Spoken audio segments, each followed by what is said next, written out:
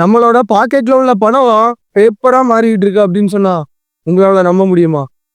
உண்மையிலே நடந்துகிட்டு இருக்கு. ஈரான் மக்களோட பணம் ஓவர் நைட்ல பேப்பரா மாறி போச்சு. இப்போ நம்ம அமெரிக்காவோட $1 ஈரானுக்கு கொண்டு போனோம்னா 10,70,000 ரியால். எப்படி? 10,70,000. இது சாத்தியமா? ஈரான் எண்ணெய் வளத்தை முழுக்க முழுக்க நம்பிதான் வாழ்ந்துகிட்டு இருக்கு.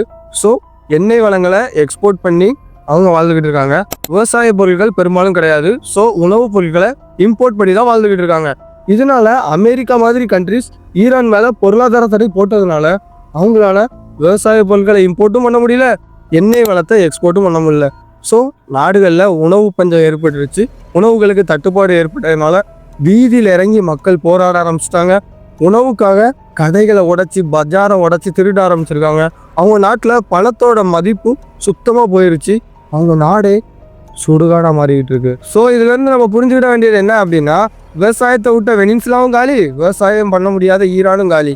விவசாயம் ஒரு நாடால் தன்னிறைவாக பண்ண முடியல அப்படின்னா நாளை பின்ன அந்த நாட்டு மேலே பொருளாதாரத்தோட போட்டால் அந்த நாடு அதோட காலி.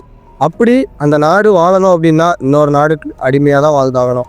நாளைக்கு பொருளாதார தடை வந்துச்சுன்னா அந்த நாடு கொலாப்ஸ். அப்போ நீங்க சொல்லுங்க, ஈரான் இந்த ப்ராப்ளத்துல இருந்து தாண்டி மீண்டு வருமா வராதா?